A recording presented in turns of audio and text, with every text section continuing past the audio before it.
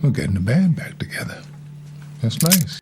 Hey, what the fuck is up, everybody? It's PJ Bozak here once again with PJ's Movie Time, Season 2. And it's been a Fire. great month, y'all. Been loving it so far. Hope everyone's staying warm out there. I know the temperature's dropping. Although some days the temperature's like rising pretty crazy. Have you noticed that freaking weather change? Freezing my titties So off. here at PJ's Movie Time, here are the rules. Me, the very vulgar mouth PJ Bozak, will review a movie every Monday. Sometimes I'll ask you guys to vote for your favorite movies. Don't ever be afraid to list down below what movies you want to see me review. You know, I love having to think less, if you haven't noticed, with my little brain here. But yeah, we're gonna do a movie today that my really good friend Terry.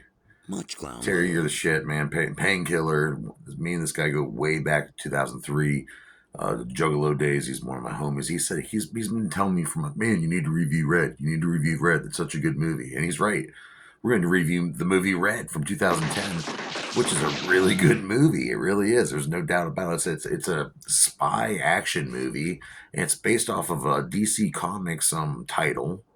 It's got some of the greatest actors I've ever fucking seen, including one of my favorites, Bruce Willis. Yeah, love me some Bruce Willis. But this movie came out in 2010, and it was a Summit Entertainment picture. It was kind of independent, but it still had a pretty good talent aboard with the cast and crew. This turned into a really good movie. It's Red. What's Red stand for? Well, retired and extremely dangerous. These are spies who didn't die during their days. They were so good at what they were doing, toppling regimes and fucking just assassinating people and just getting out scot-free each and every time. But they retired at some point. They got old. You know, Bruce Willis and a band of other guys and gals. They still got it though. They're still good at killing people. And yeah, I guess I gotta start watching me saying the K words there. I've said it twice already, which is this. We got to do something about this, YouTube creators. Come on, there's something we can do, right? All right, back to the movie review. I'm not trying to start a fucking uprising, or am I? This movie was directed by Robert Schwentke. Sorry if I butchered your name there, buddy. But he's also responsible for Time Traveler's Wife, which was a great movie. I'd never seen it. If you want to see me review it, right down below.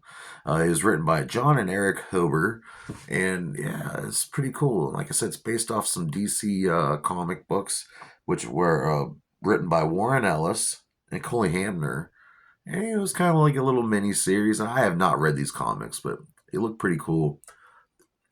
The whole idea of retired spies going back into it for one last hurrah and saving some lives in the process is pretty fucking dope-tastic to me. The budget for this movie was $60 million they were given to spend on this motherfucker. And it ended up making $199 million. So that's pretty fucking successful. And it would go on to spawn on a sequel in 2013, which is really good too. Maybe next year I will review it, or if you guys beg me enough, I'll review it here soon. But they were going to do a part 3, and it just didn't happen. And maybe it still will someday. Although Bruce Willis, God, man, I hope you're doing good, man. I heard that, he had some health issues and stuff, so really hope Bruce Willis. I've always loved Bruce Willis, man. I mean, Die Hard, and, what else? Pulp Fiction.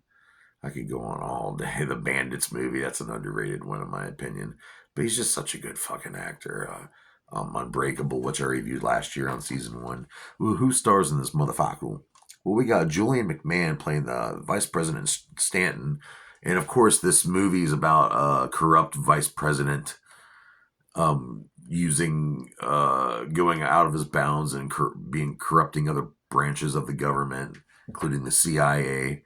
And he's played by Julian McMahon, and he also played Dr. Doom in the 2000s Fantastic Four movies. James Remar, who we've mentioned here a few times in PJ's Movie Time, playing Gabriel Loeb, who was one of the badass spies from the past who's now retired. Brian Cox, playing Ivan Zimonov. And he's Brian Cox. He was Hannibal Lecter a long time ago. People don't realize that. Super Troopers. This guy's just so freaking good. I love it, and I love his voice too. But he plays the Russian spy that was once the enemy of these red agents. Yeah, but somehow they all became. It's funny how enemies somehow become friends in the end. you have so much in common with him, and so much, so much of a bond in a weird way. Ernest Borgnine, yeah, God rest his soul, playing Henry. He's the file keeper. He's got really cool. We have Carl Urban, and I fucking love Carl Urban. He's this young CIA agent who wants to be top, top of the rank, and he's very ambitious and very, very good at what he does. And he's played by Carl Urban. And William Cooper is his name. William Cooper. He's a badass young CIA agent, and he wants to become head of the Secret Service. And but Carl Urban, me going back and watching this after watching The Boys, because Carl Urban has that great character on The Boys. I just want to hear him say, "We gotta stop all these old cunts." Sorry if that word offends you. It was just a word. I wasn't calling any of you that. I would never do that unless it was one-on-one. Morgan Freeman, and God knows I love Morgan Freeman playing Joe Matheson. He's retired, living in a nursing home, but he still wants to go out there and do some killing, We have Helen Mirren. Oh, I love Helen Mirren. She was in a lot of stuff. I just reviewed recently. She was in The Pledge. She plays Victoria, and she's pretty much Black Widow from the Avengers, but retired, because she's badass, dude. And I love Helen Mirren. Love her voice. John Malkovich, playing Marvin Boggs, he's a good spy. He's very smart and intelligent. He's kind of a MacGyver, can make shit out of nothing, but he's so fucking paranoid. And it turns out that he was fed acid for like 11 years straight. Oh shit! And he's just got a lot of good stuff going on there. And who else do we have? Mary Louise Parker. She's playing Sarah Ross. And if you know, I love Sarah Louise Parker. She was on the show Weeds.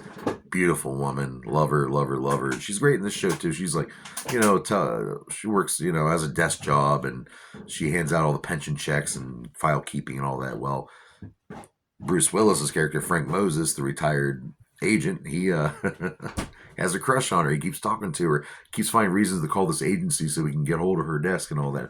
And they end up meeting in the worst of ways, though, and she gets involved with all this crazy shit involved. It's got a lot of great stunts, a lot of cool sequences, got a decent soundtrack. It's a good movie. Really, guys, you should go see this. I think it was on an HBO Max, but I don't think it is anymore. And this also got a Golden Globe nominee. And the stunt coordinators for this was Paul Jennings, Chris O'Hara, Allison Reed, Ivan Rosenberg, and Alicia Turner. And these are some really cool sequences here with the guns and the spies and the blastbacks. And like I said earlier, John Malkovich has some of the best stuff in this movie right here. Special effects for this was CIS Vancouver, Zoid STU, Radium, and the Pixel Liberation Front. And they put in some really cool special effects in this movie. I mean, great stunt work. It's got a good story, and it's funny. It is freaking hilarious, dude. There's some good one-liners. I mean, I really love this movie. So Terry Gobb, thank you for making me do this, because I really do like this movie, and I like part 2 as well. So go out there and see Red. If you want to see some old retired octogenarians kicking ass and taking bullets and toppling the corrupt vice presidency of the United States, this is the movie for you for sure. But what do I rate Red from 2010? Well, I'm gonna have to rate this 5 out of 5 dog dicks, and that is a perfect rating. It has an epic rating. And thanks for being a part of PJ's Movie Time once again. And next week I will give you guys 5 choices. We're gonna do some animated kid movies. All right, I fucking love Shrek. I love the Minions, Puss in Boots. I love all that shit. All right. So I'm going to give you 5 choices of one of those type of movies for next week here on PJ's Movie Time. So until then, go spread some cream cheese on a bagel, flick a titty nipple, and stay humble, y'all. Whoop, whoop.